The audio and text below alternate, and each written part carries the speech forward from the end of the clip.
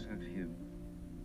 His eyes, sharp and restless, move across the hush of the landscape.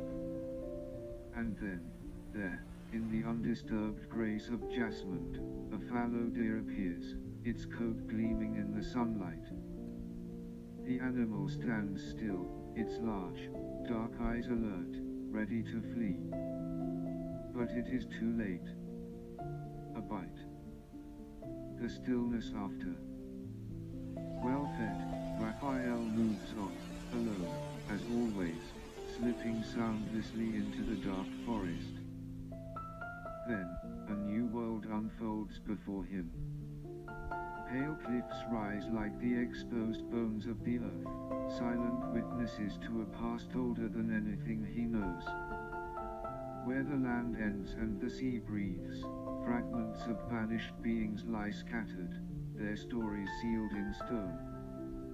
In the rising light of the moon, Raphael's silhouette presses forward.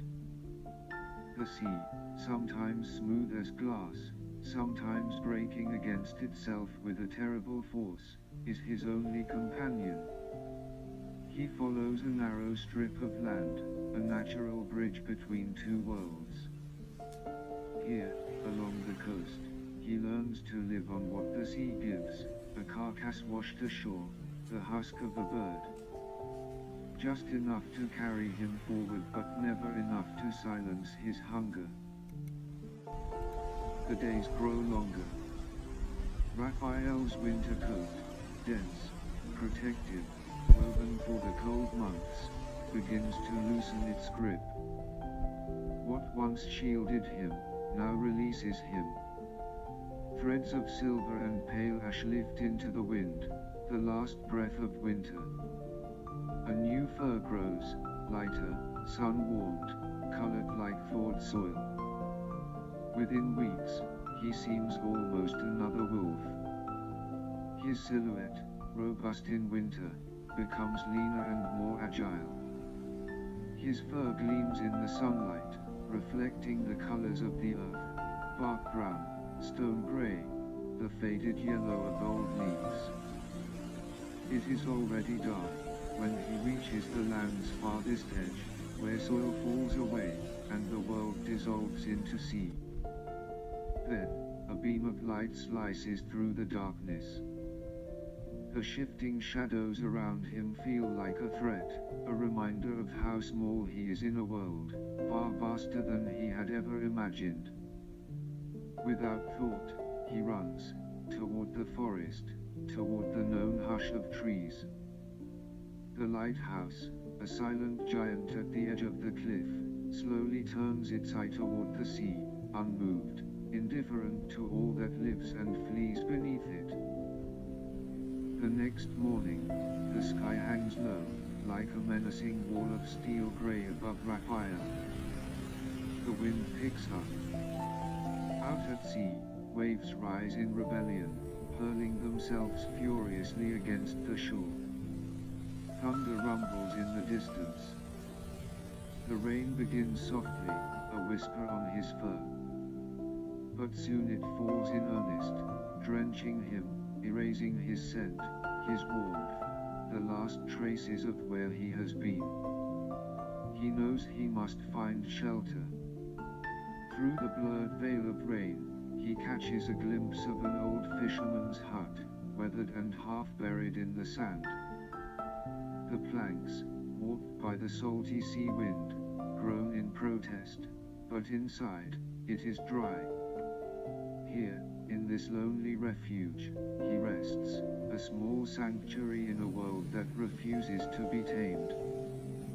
The storm rages through the night.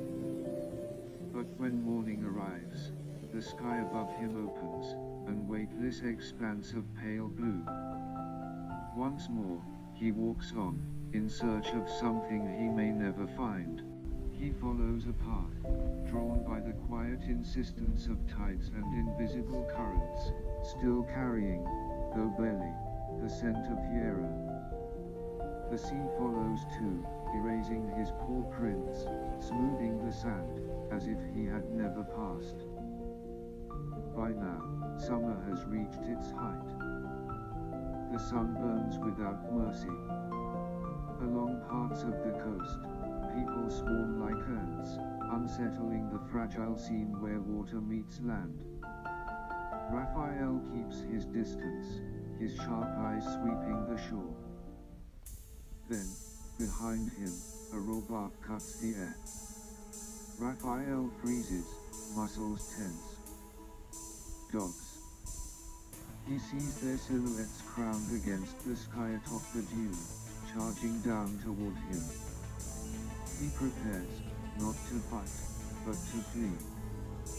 He waits, just a fraction of a second, long enough to read their direction. Then, he turns and runs.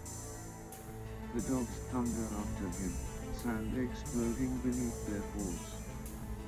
Raphael moves like wind navigating the land, weaving between dunes, skimming past thorns and hidden dips. He vanishes into the forest's breath, running until the barking fades. The cool beneath the trees embraces him, and the dense canopy shields him from prying eyes. Only when silence returns, and human voices no longer stain the wind, does he re-emerge, his paws once again brushing the sandy ribs of the land. He shakes the day from his fur, and resumes his journey. The coastline stretches before him, grass bowing to the wind, sand glowing with the sun's last light. As the tide pulls back, he dares the crossing. At the water's edge he pauses, his gaze resting on the sea. The waves arrive and depart. His mother's scent dissolves further still. He exhales, and continues. By nightfall, he reaches a narrow strip of sand, fragile, but passable. The waves lick at his legs as he crosses. With this passage, he steps onto the mainland once more, the beginning of a new chapter in his solitary quest.